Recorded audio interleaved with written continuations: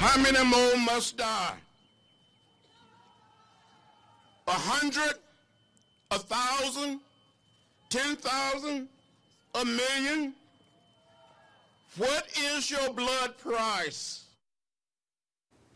That's Democratic Congressman and civil rights icon John Lewis asking a good question. How much death and devastation is needed before Washington finally does something substantial when it comes to gun violence and the epidemic it is in this country? Well, the issue is getting debated right now, and a lot of proposals that are on the table, almost all of them coming from Democrats. But the point is, will Congress at the end really finally act?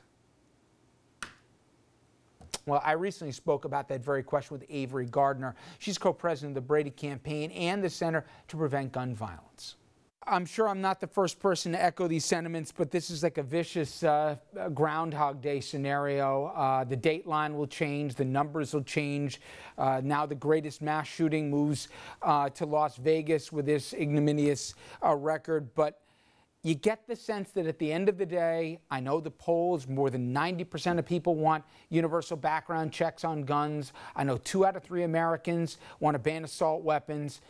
But it would be a shock to the system if anything materially changed other than waiting for the next tragedy to happen. If you have optimism that I'm wrong, why? You're wrong, and I'm very optimistic about how we can move forward as a country here. Look, after the assassination attempt on President Reagan, when Jim Brady was shot, it took about 10 years to get the Brady bill passed, but we did it. A more recent example, after the Virginia Tech shooting, a bipartisan Congress put together legislation to improve the background check system, and President Bush signed it in 2008. There is a real opportunity to move forward here, and we've got to do it. Well, where is the political will for that? And I ask that because we've seen a lot of lawmakers who told us that now is not the time to talk about this or politicize this. Let's not even have a national dialogue on it. The president said it as much. Leadership in the House and Senate on the Republican side said as well. I've heard this line before. Why do we think we're going to really have meaningful debate this time? Well, I guess I'd take that in 2 parts if I could. First, the question of we shouldn't be talking about this now. Well, you know what? When should we be talking about it? Because 93 people die every day in this country from gunshots, and most of those don't make the headlines. Should we stop talking about it when it makes the headlines? No. That's when we need to get the public support behind meaningful common sense legislation. And it's not too soon to be talking about these issues. It's too late.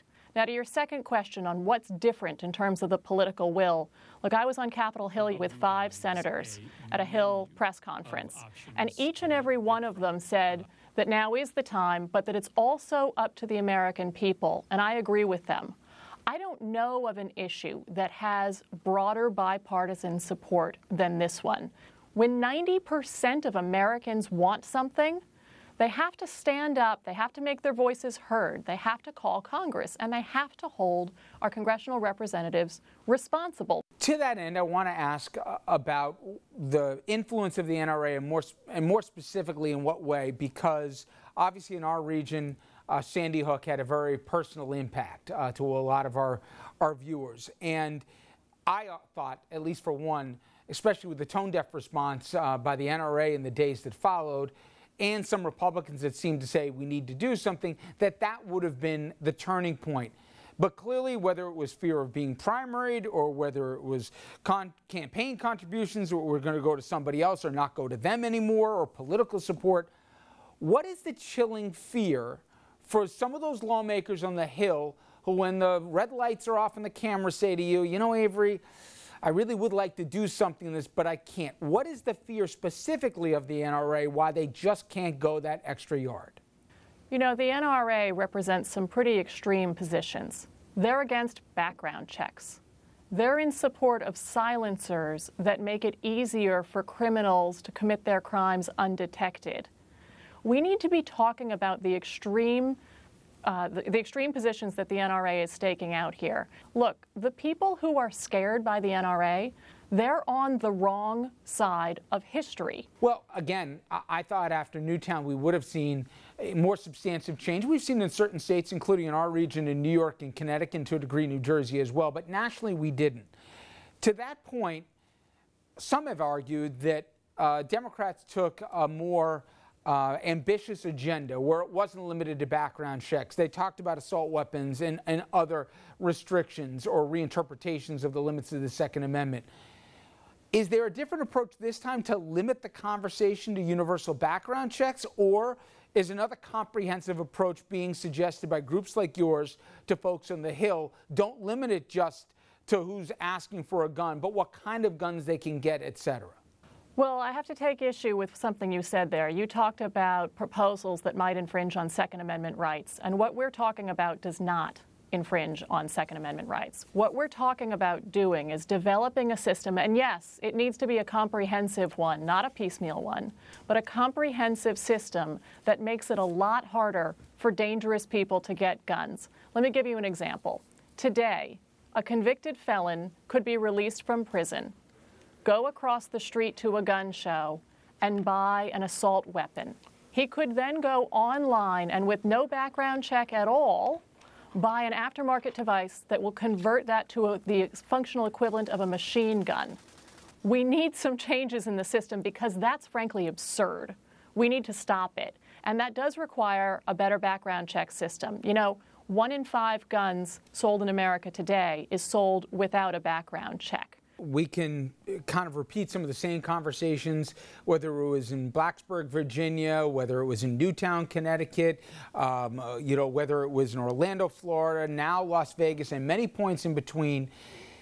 The message seems to resonate when you look at the polls, but is there a difference in terms of the type of messaging? A, who's saying it, B, how it's being communicated, and the final ask, or is it very similar to those previous datelines, and maybe just because the public is crying out for change, the result will be different this time? Is the messaging going to be any different after this tragedy than the prior ones? You know, I think we are seeing some real changes in who the messengers are here. You know, most of the major law enforcement organizations have come out in support of universal background checks. 91% of veterans support universal background checks. Those are changes in the messengers who've been talking about this issue, and that's part of the reason I have a lot of hope. We need to be taking this conversation out to gun owners, out to hunters, out to all of America, and have an honest conversation about how sensible ways of keeping guns out of the hands of dangerous people doesn't threaten anybody's Second Amendment rights. Well, we shall see. Avery Gardiner, co-president of the Brady Campaign, as well as Center to Address Gun Violence here. I appreciate the time, and I wish you the best of luck. Thank you very much. All right, coming up next, the gun debate actually comes to Westchester County. That's when the county center gets ready to host another gun show. Democrats trying to block it. The question is, can they?